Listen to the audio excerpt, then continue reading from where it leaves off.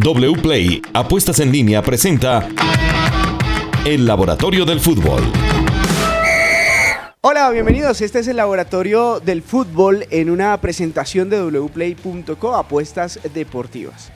Yo ya me estoy relajando tanto que ya me viene bien Sport para llevarles todo el entretenimiento deportivo, lo que nos gusta, con toda la información de la data, todo lo que nos deja cada fecha el fútbol colombiano y el fútbol mundial, Sara. Claro que sí, no, a mí me gusta mucho este tono sala, nos Sí. da más ganas de conversar, como siempre, de fútbol y sobre todo con información para que ustedes tomen buenas decisiones a la hora de apostar y divertirse, que es de lo que se trata esto. Eso es lo que nos gusta. Justamente usted es el que tiene la clave, don Luis Alejandro. A veces sale, a veces no. Lo que sí no se puede discutir son los diagnósticos, ¿no? Que es lo que ya queda dentro de los partidos. Exacto, lo que nos queda ahorita, Steven, son los números y nosotros estamos acá para analizarlos. Nos quedan unos números que vamos a revisar, pero lo que es chévere y lo que nos vamos a divertir es yendo a profundidad en esos números. ¿Qué significan? ¿Qué nos aportan al análisis? Y cómo lo podemos incluir en nuestra visión de juego. Si es nuevo en el Laboratorio del Fútbol, bienvenido, bienvenida. Bueno, empecemos. Fecha 1 de los cuadrangulares. ¿La sorprendieron los partidos? Me parece que hubo partidos interesantes, se generaliza mucho con los empates porque pareciera que los equipos no proponen lo suficiente, pero yo vi en ese Independiente Medellín Millonarios un partido con bastantes cosas para analizar y que además nos dieron base para entender o por presupuestar cómo iban a ser las jornadas de copas internacionales. El partido más llamativo, sin duda, el de Alianza Petrolera Águilas, por la cantidad de goles. Un partido de 8 goles siempre va a llamar la atención. América y Nacional, que son dos de los favoritos, creo que quedaron un poco en deuda con las propuestas, pero eso lo iremos analizando partido a partido.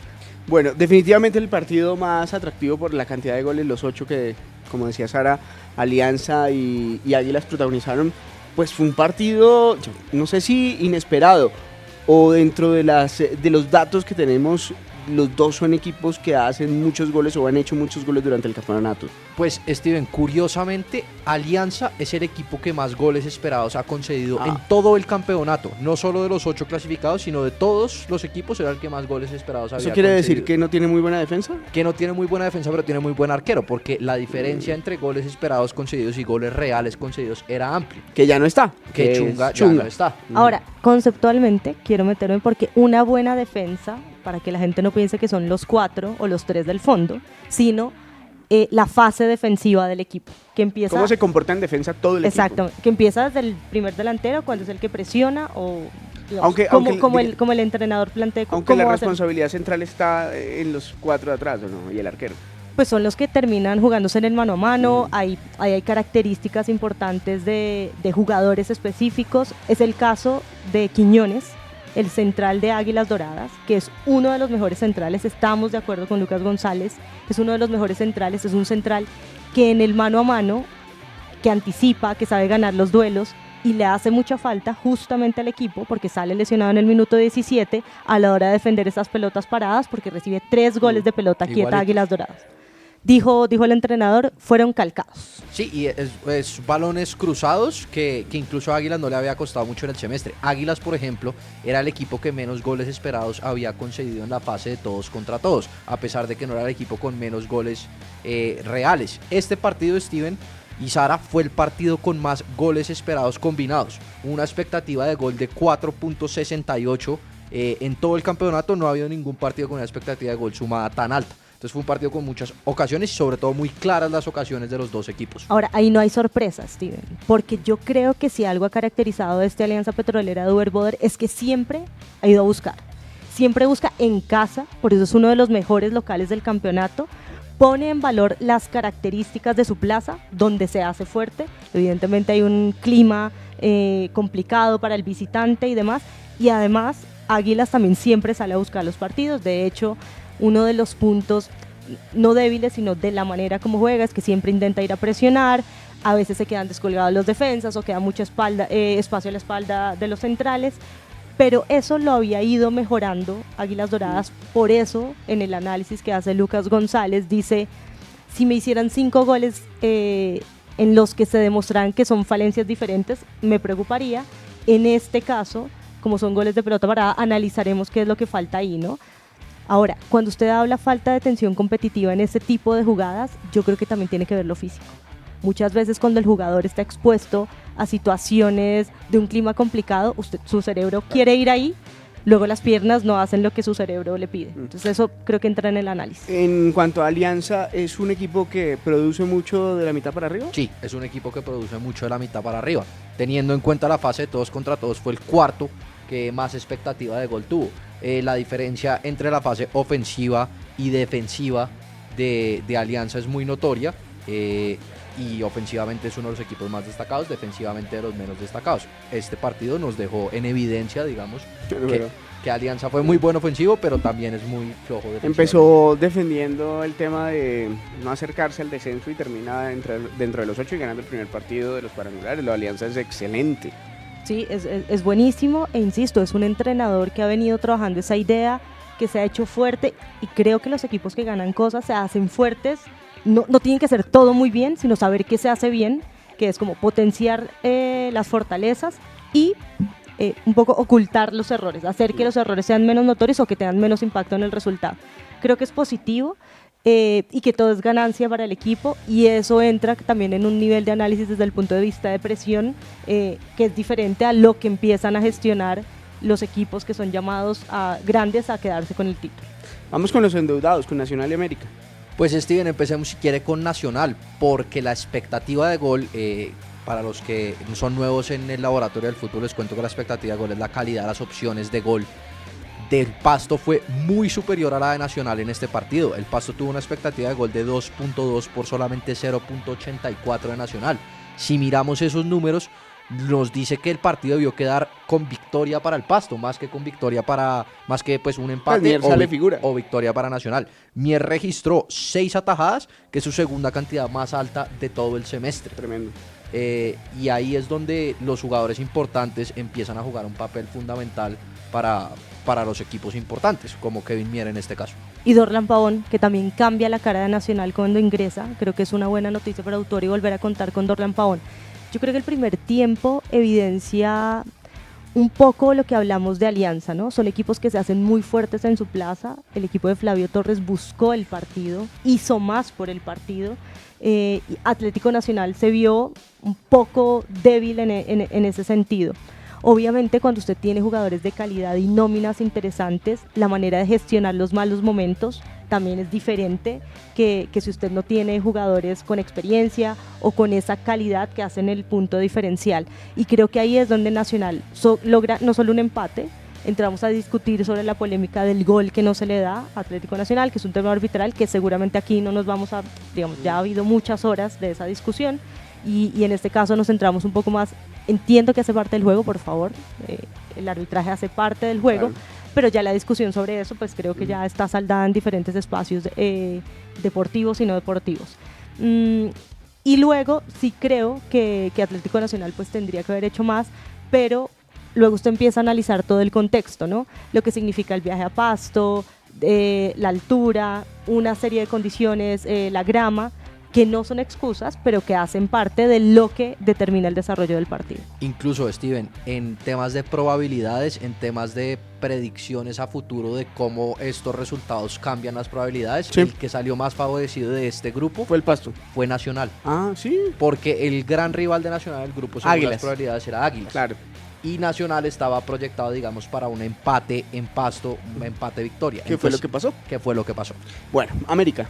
El América, Steven, curiosamente el Chico ha sido el equipo que más le ha costado al América en el semestre. En 2 de los 5 partidos que le han generado en el semestre más de 1.5 goles, 2 de esos fueron el Chico. Y además este partido fue el que menos remates tuvo el América en todo el semestre, solo con 7 en todo el partido y solo 1 en la primera mitad. ¿Ese partido había sido en Tunja? Sí, el primero había sido en Tunja. Sí, también había quedado 1-1, ¿no? También había quedado 1-1, sí, señor. 7 remates tuvo América de Cali. Sí. Y solo ¿Al arco? No, en total. En total. ¿Y al arco? Creo que fueron 4. Se lo debo al arco. No, pero creo que fueron 4. Pero al final un equipo que remata 7 veces 4 al arco, me parece que la producción no es tan mala, ¿no? O sea, América tiene tanto en ataque que esa producción parece mala, pero al final es una producción normal de un equipo visitante en Tuna. Pero el déficit ofensivo en el primer tiempo sobre todo fue evidente. Fue evidente porque además usted espera mucho más de un equipo como América, porque tiene variables, este es un equipo versátil, es un equipo que puede proponer diversas cosas. Ahí hay una polémica sobre la elección de la nómina. Es evidente que Barrios hizo un mejor trabajo, le cambia la cara al América de Cali, pero cuando usted escucha las declaraciones de Guimaraes, él dice que él había planteado justamente un partido para que lo cerrara Barrios, porque decíamos, ¿por qué no poner a Barrios que conoce la plaza, que le puede dar muchas cosas diferentes, y no un Ramos que en este caso pues se ve un poco expuesto por las diferentes condiciones que se entienden? Yo lo que estoy viendo es que estos equipos no tan grandes dentro del campeonato sí están explotando muy bien tanto su idea, porque además son equipos que sí han sostenido una idea. Yo creo que Chico ha sido un equipo, lo hemos dicho muchas veces, que ha sostenido una idea y una nómina. Alianza Petrolera, que también tiene unas armas muy claras, y Pasto, que si bien es el equipo que normalmente, y creo que es uno de los problemas que han sido consistentes en los últimos años, es que desbarata la nómina al finalizar cada torneo.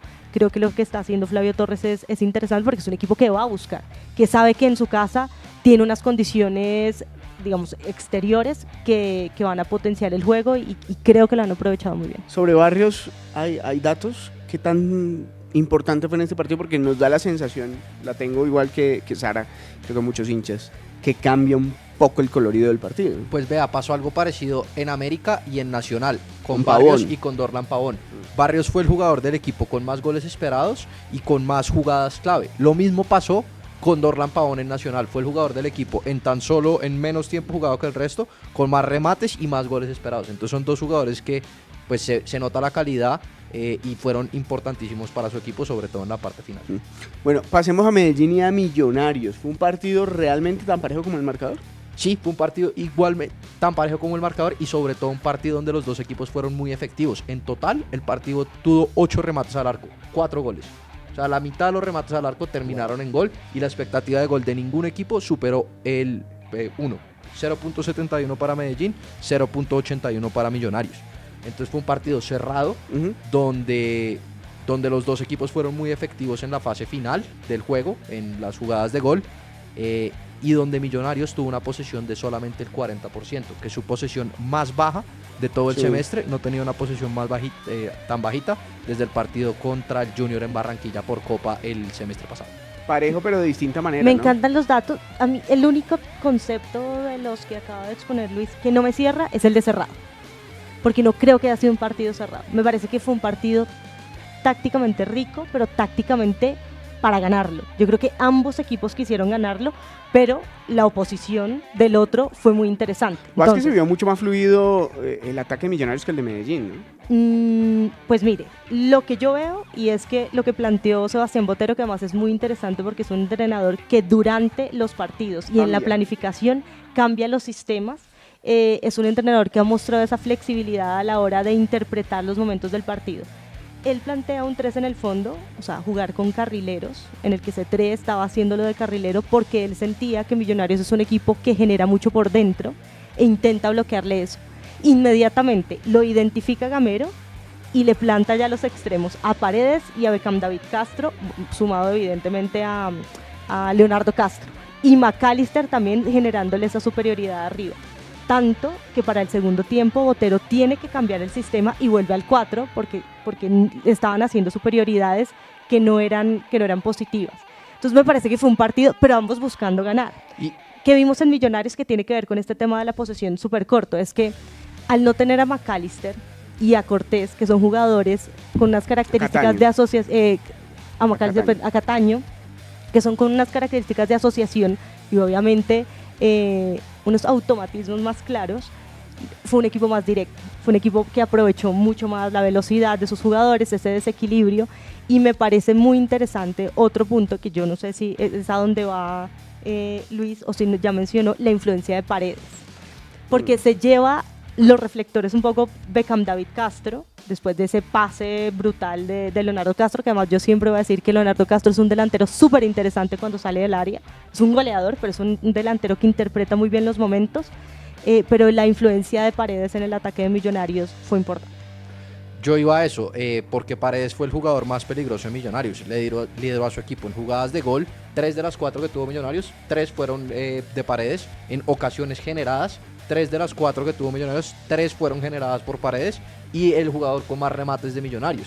Entonces fue fundamental en esa fase ofensiva. Y lo que nos dice el índice bajito de posesión, que fue muy interesante de ver, es que Millonarios aprovechó estos nuevos jugadores de velocidad, de regate en campo abierto, para jugar mucho por banda, algo que con Cataño y con Cortés, como decía Sara, no lo hace porque son jugadores que tienden a jugar más cerrados. Por eso la tenencia también baja, porque son claro, jugadores que no tienen tanto el balón como Cataño. Exacto, que les gusta menos combinaciones de pases, sí, y más combinaciones individuales en largo. Y lo vimos en el partido también de Suramericana con Peñarol. Y lo vimos y en otro partido donde fue fundamental Paredes, que en los últimos 10 días ha jugado 4 partidos con Millonarios, 4 como titular, 2 goles, y es el jugador de su equipo con más regates, más ocasiones generadas. Entonces estamos, digamos, por lo que hemos visto en las últimas semanas, ante otro gran proyecto, bueno, de Millonarios. Y cortito, me parece muy interesante ver la evolución de Millonarios, porque es que Gamero ha tenido que sustituir a varios de sus referentes.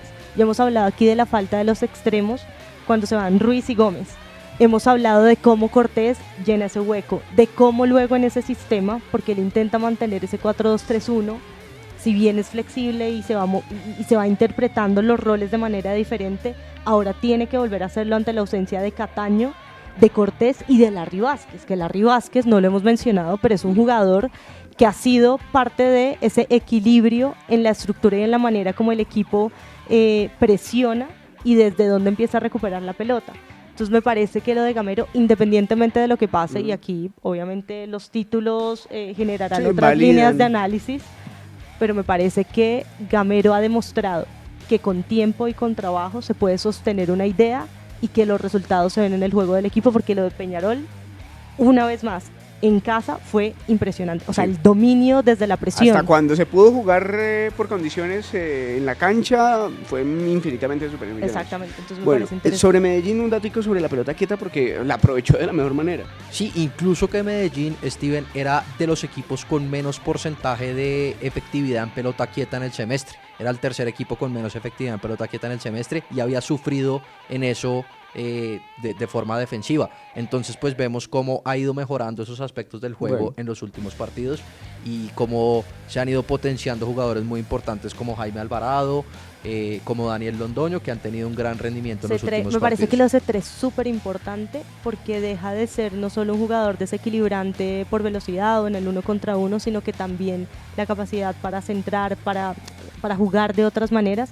Me parece que la pelota quieta, además es muy extraño porque yo creo que la pareja Ginás-Vargas es una de las mejores, o sea, la compenetración, la respuesta sobre todo con jugada en movimiento es impresionante. Es extraño que justamente en esas pelotas quietas haya fallado Millonarios, pero fue la solución que encontró Medellín, que estuvo un poco apresurado porque jugando con 2 delanteros intentó, digamos que siempre cayó en tirarle muchos centros a esos 2 delanteros y encuentra en la pelota quieta una solución. Hemos visto que han sido otros jugadores, no los centrales, los que se han quedado en las jugadas de las pelotas. Sí, en Millonarios específicamente en ese partido pierde la referencia a Steven Vega, sí, y luego yo siento que Montero tiene responsabilidad en el gol de Terol. Sin duda.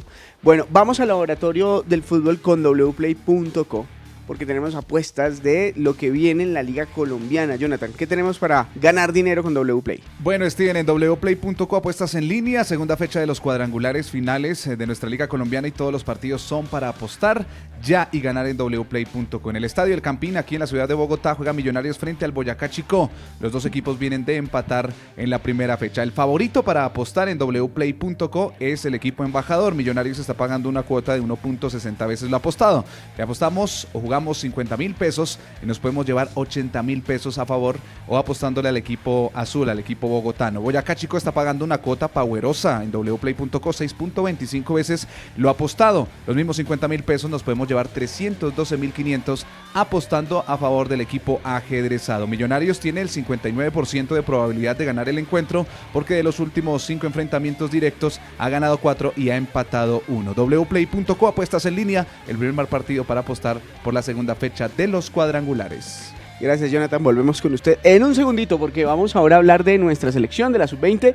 Arrancó con victoria la selección Colombia en este Mundial de Argentina. Arrancó con victoria, Steven, pero con un primer tiempo muy, muy difícil. Le tengo los datos, digamos, de ese primer tiempo. A ver. De las 9 jugadas de gol que tuvo Israel, una cantidad muy alta, 6 fueron en el primer tiempo.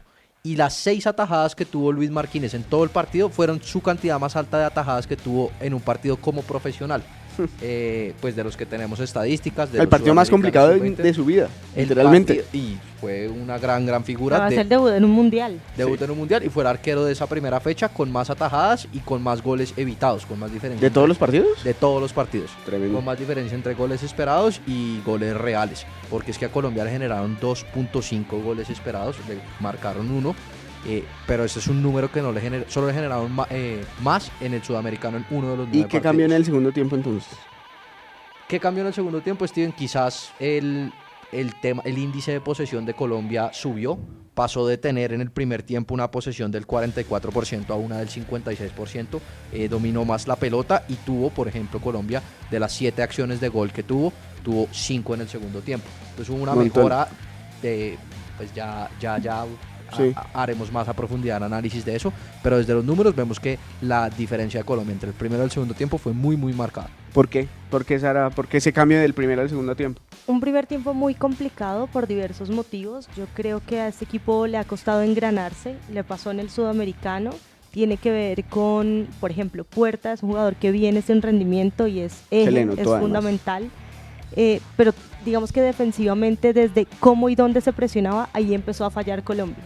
Y luego se vio mal en los retrocesos, en la manera como solidariamente intentaba gestionar esos ataques de Israel, que además ya habíamos anticipado que es un equipo que siempre busca en transiciones, busca con mucha velocidad.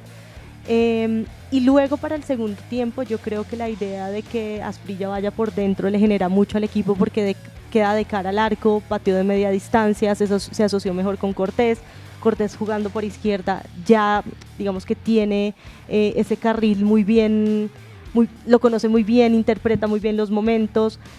Yo creo que en general tiene que ver con la manera como se entra, tal vez un poco de nervios al partido, cómo volvían a encontrarse estos jugadores, los laterales que habían tenido un buen sudamericano también se vieron superados en muchas oportunidades, los centrales que habían brillado tampoco se vieron, pero creo que tuvo que ver con la manera como Israel nos hundió en nuestro campo y nos hizo ver a la hora de responder a esas jugadas. Para el segundo empieza a tener más fluidez en el juego, empieza a tener más la pelota y como le digo, yo creo que esa interpretación también en lo que pasaba adelante hace que el equipo le genere más problemas al rival y no tenga que preocuparse por defender, sino que los tiene ocupados en su campo.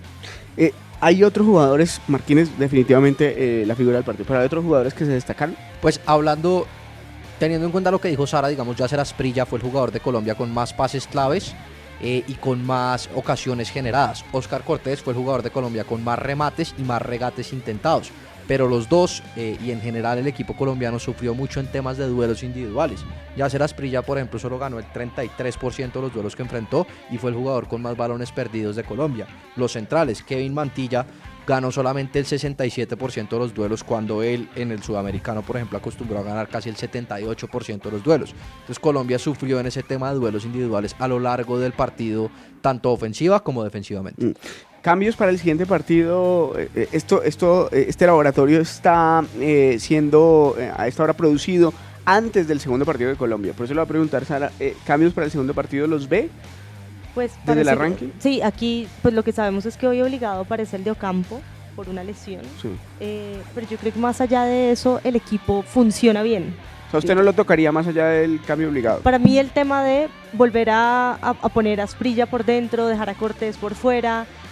Sé que hay críticas con el desempeño de Hurtado. Se ha pensado en poner a Ángel. Yo siento que Hurtado es un buen delantero, lo que pasa es que el funcionamiento no le permitió. A mí me parece que es un jugador que contagia, es un jugador que tiene unos registros que le aportan, no porque no me guste Ángel, pero a Ángel lo hemos visto mucho más cómodo de segundo delantero. Entonces no sé si jugando por fuera, entonces le quitamos el carril a Cortés. yo siento que el equipo puede funcionar. Vamos a ver qué entiende Cárdenas. Este es un partido que ya, si se gana, prácticamente le da la clasificación a Colombia. Japón, que ya ganó en el primer partido, pero un poco ya estamos jugando, ya vamos a hablar casi que con el diario del lunes, porque ya esto ya está quedando. Japón, un equipo que aprovecha bien las bandas, pero que también interioriza incluso con los laterales. Entonces me parece que hay cosas interesantes. Ahora, ¿qué demostró esto? Que Israel es un equipo complicado que de hecho clasifica en un europeo. O sea, estamos hablando de semifinalista de ese europeo. Finalista de ese europeo. Claro, pero digo, final. o sea, clasifica en Europa, que es donde está, digamos, los proyectos y procesos de inferiores más, digamos, más consistentes a nivel mundial. Entonces me parece que un poco ellos demostraron con una idea muy clara. Este es un torneo más corto, pero la clasificación ante Japón, entendiendo que no solo pasan los mejores, o sea, los dos primeros, sino los mejores terceros, creo que le abre las opciones a Colombia para estar en octavos. Bueno, ahora pasamos, sé que este segmento le encantaría a Sara que estuviéramos hablando del Arsenal campeón de la temporada, pero fue el City campeón. Pero gran campaña la del Arsenal, no me mire así que una gran campaña la del Arsenal. No, lo que pasa es que pues los resultados son así, un poco Arteta declaró al respecto y es, estamos ante uno de los mejores equipos de la historia de la Premier. No tengo la menor duda que es así. Y esto lo que demuestra es que más allá de un trabajo brutal que hace Arteta, porque yo creo que este Arsenal nos gustó mucho a todos. Sí. Porque hizo mejor a muchos jugadores, porque tenía una propuesta de juego muy interesante desde lo táctico, con laterales interiorizando, con jugadores como Odegaard que encontraron como su lugar en el mundo y una responsabilidad, Bukayo Saka que pues es indudable, Martinelli. Pues la gestión de todo esto a lo largo de un torneo como la Premier es súper complicado. Y cuando llegaron los partidos definitivos después del Mundial, empieza a caer el rendimiento del Arsenal y pues bueno, estamos ante lo que estamos cuando el equipo de Pep Guardiola pasó al revés. Y había anticipado Guardiola a mitad de temporada que iba a llegar Arsenal a los 100 puntos y que era inalcanzable, pero al final pues se cayó, no contábamos con esa caída en los últimos, ¿qué? ¿2 meses? ¿Mes y medio del Arsenal? Sí. Mire que en el país hacen un análisis que me pareció súper interesante y es cómo Guardiola reta al equipo emocionalmente. Él dice, ya se nos acabó la pasión, no hay por qué competir. Claro. Y esa gestión emocional de un equipo que pareciera que no necesita, porque son jugadores todos de altísimo nivel, me parece muy interesante. En teoría los jugadores se sienten retados y a partir de ahí empiezan a tener unas respuestas individuales y colectivas interesantes. Sí. El hecho de tener al interior esa competencia Haaland, Julián Álvarez, fue muy interesante, a pesar de que son dos jugadores totalmente diferentes, pero que el equipo entendiera que según los roles y los momentos de los partidos podían ser importantes, es súper interesante. Y creo que lo que hemos visto es un Guardiola que se ha mostrado fiel a una idea. O sea, para mí es un revolucionario del fútbol y esa revolución se basa en una serie de conceptos base a los cuales sigue fiel a lo largo de su carrera, como es la tenencia del balón para hacer daño, y sobre todo esa flexibilidad que vimos a la hora de poner por fuera a Grealish y a Bernardo Silva. Stones o Ake. Claro, no, la nueva posición de ¿Rodri? De Rodri, o sea, Rodri siendo un jugador que siempre genera superioridades a la hora de atacar, no. Entonces me parece que todo eso sigue siendo muy Pep Guardiola y sigue demostrando pues que es un tipo diferente. El mejor de la historia, el mejor City de la historia, el mejor City de la historia sin duda, pero el mejor equipo de la historia de la Premier, como muchos han dicho. Pues según los números, y si nos vamos solamente al tema de rendimiento, de goles a favor y en contra, no es. Pero pues ya tenemos que hacer el análisis más a profundidad, si metemos la Champions, si metemos la Liga. Por ejemplo, si miramos hasta ahorita el rendimiento de este City en toda la temporada ha sido del 81%.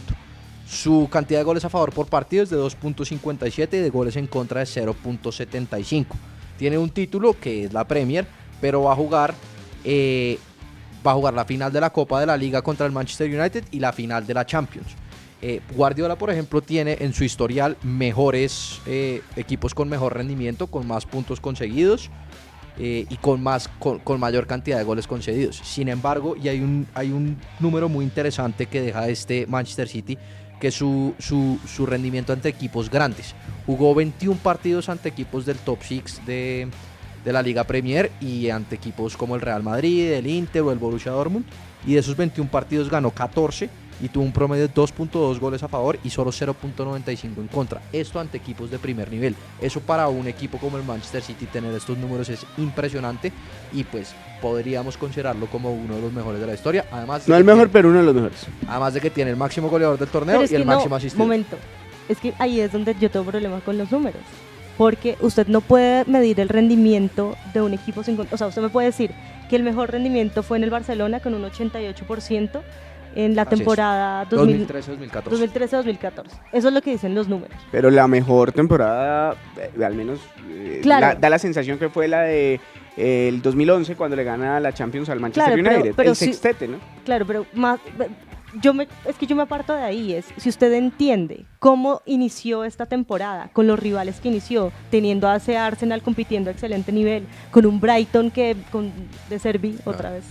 Vamos a hacer un episodio. Claro, Solo de o sea, eso. es que los contextos No. a la hora de competir son absolutamente diferentes. O Real Madrid, o sea, se enfrenta a un Real Madrid que sabemos la jerarquía, entonces no se puede medir en los números porque los números no implican ni la gestión emocional, táctica, la diferencia, los diferentes esquemas que usó, cómo hizo mejor a los jugadores, cómo incluyó a un Haaland, que incluso en su llegada era como, y cómo lo va a poner, y cómo esto va a cambiar al equipo, cómo él reinterpreta también, porque él no jugaba con un 9 supremamente definido, cómo él reinterpreta su juego para sacarle provecho a Haaland sin que el equipo pierda sus conceptos base.